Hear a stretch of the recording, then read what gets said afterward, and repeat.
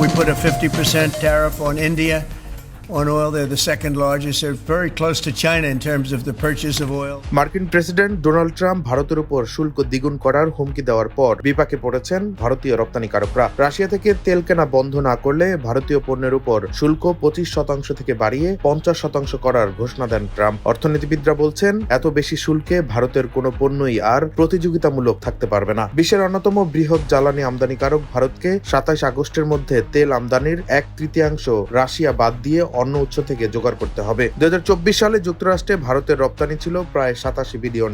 নতুন শুল্কে রত্ন ও গহনা, বস্ত্রশিল্প, সামুদ্রিক খাদ্য সহ কম মুনাফার ও শ্রমনির্ভর খাতগুলো মারাত্মক ক্ষতির মুখে পড়বে। গ্লোবাল ট্রেড রিসার্চ ইনিশিয়েটিভের পূর্বাভাস 2025 সালে পোশাক রপ্তানি 60% পর্যন্ত কমে যেতে পারে। মুম্বাইয়ের ক্রিয়েটিভ গ্রুপের চেয়ারম্যান বিজয় কুমার আগরওয়াল বলছেন, 27 আগস্টের আগেই যতটা সম্ভব পণ্য পাঠানো হচ্ছে, কিন্তু এটি সাময়িক সমাধান মাত্র। তার প্রতিষ্ঠানের 15 থেকে 16 হাজার কর্মীর ভবিষ্যৎ নিয়ে উদ্বিগ্ন তিনি। এই সংকটের সমাধান ব্যবসার হাতে নেই, এটি পুরোপুরি ভূ রাজনীতির উপর নির্ভর করছে। ট্রাম্প শিগগিরই রাশিয়ার প্রেসিডেন্ট ভ্লাদিমির পুতিনের সঙ্গে বৈঠকে বসবেন, যা ইউক্রেনে পূর্ণমাত্রার আগ্রাসনের পর দুই নেতার প্রথম সাক্ষাৎ। মস্কোর সঙ্গে ঐতিহাসিক সম্পর্ক থাকায় ভারত একটি জটিল অবস্থায় রয়েছে। এদিকে প্রধানমন্ত্রী নরেন্দ্র মোদী, পুতিন ও ইউক্রেনের প্রেসিডেন্ট জেলেনস্কির সঙ্গে কথা বলে শান্তিপূর্ণ সমাধানের আহ্বান জানিয়েছেন। ইতিমধ্যেই কিছু মার্কিন ক্রেতা ভারত থেকে নতুন অর্ডার বন্ধ করেছেন, যা কয়েক বিলিয়ন ডলারের সম্ভাব্য ব্যবসা ও হাজার হাজার কর্মসংস্থানকে হুমকির মুখে ফেলছে।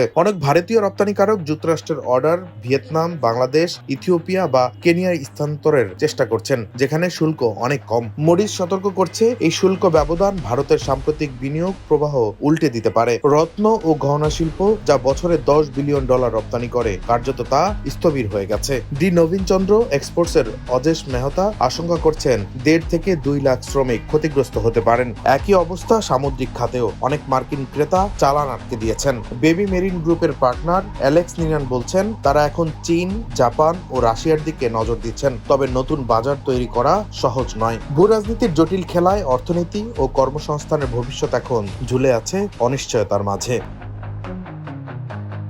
ডেস্ক রিপোর্ট, দৈনিক ডেস্টিনি।